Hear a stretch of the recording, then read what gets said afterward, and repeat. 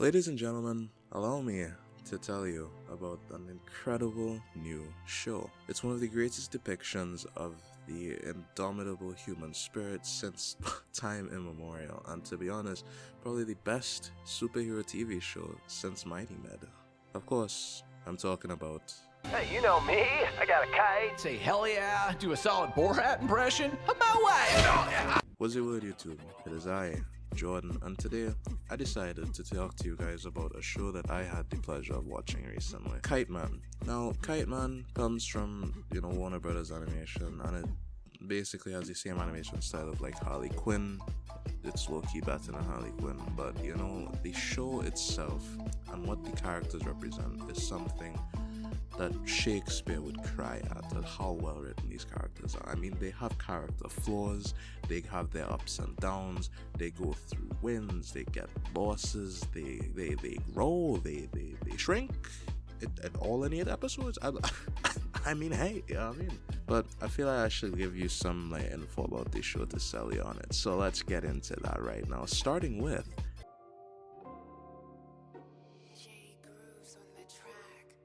the show is about Kite Man, a B-rate, well, more like C-rate to be honest, superhero who just got kicked out of the Legion of Doom, and he realizes no one takes him seriously. When somehow he ends up buying a bar that they frequent, the other C and B-rate villains that they frequent. He buys the bar, and the show is about him trying to keep the bar afloat, as well as some other shenanigans. Ooh. And this premise of someone who is kind of like a social outcast, right? It doesn't new by any means, but the way they do it is pretty nuanced and honestly kind of a refreshing spin, because we don't really see much stories like that anymore, because everybody's got to be the same.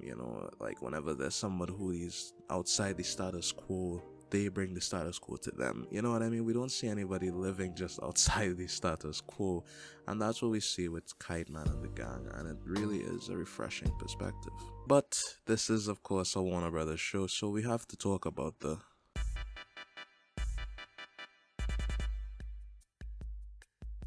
As a Smiling Friends enjoyer, I scoff at the notion that Smiling Friends is the only good adult animated comedy right now. Like, I completely disagree. I mean, we have Kite Man giving off zingers like... How about the Queen of Fables here tells you a story? No, it won't be funny because she's a woman. Oh, you're back. Yeah, so as you can clearly see, this show is flipping hilarious, man. Listen, it's not the best thing since sliced bread. You know what I mean? But is it entertaining? Yes, at times I can't lie. But in the good kind of like brain turn off way that like Teen Titans Go can be. You know what I mean? It's not something that I actively listen and watch and pay attention and catch the joke and the punchline. It's something I watch with half my brain asleep and I'm like... You know what I mean? And so that's the plot, that's the comedy. I feel like I'm missing something else to talk about. Oh yeah.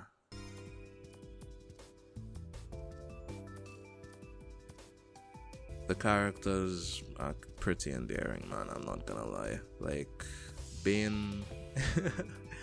For being Bane, the character is pretty enjoyable to see, I'm not gonna lie. He's pretty adorable, man. Like, look at this guy, man. Like, look at him. And Kite Man himself is kind of an endearing character as well. He has a bit of a daddy problem, as in his daddy don't like him. He's not like Gambit. He did not shoot out those buttery balls. Ready? Yeah, listen, man. Let's just ignore what I just said.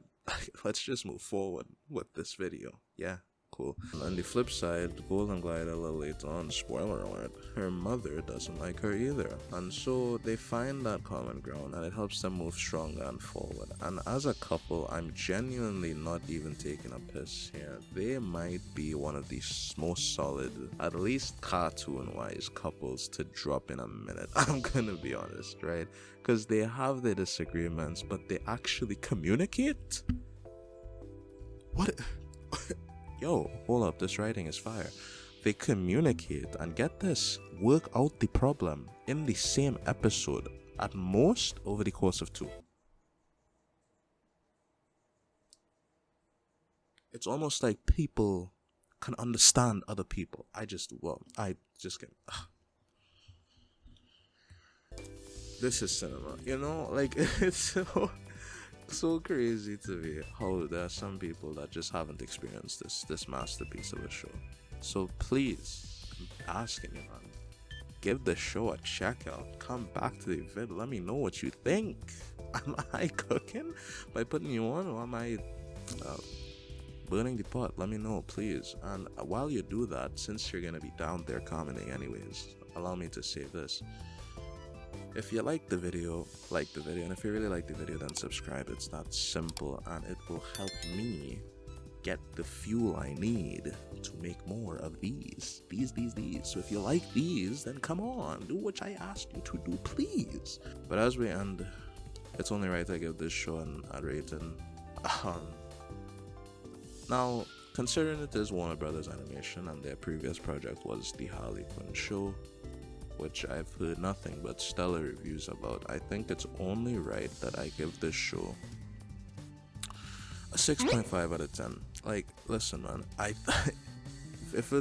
my original goal was to just watch the first 4 episodes and then rate it, and if that was the truth, it would have been like a 5, maybe 4.5. But the last 4, I can't lie, was some pretty entertaining episodes, so it really wrapped it up to being just the little smidge, above mid. So that's why I give it 6.5 out of 10. And as I said before, if you like what you're looking at here, please consider liking the video, subscribing, commenting other shows you want me to do this for. Until you do those things, you keep being you, and I'll just be Jordan. Peace.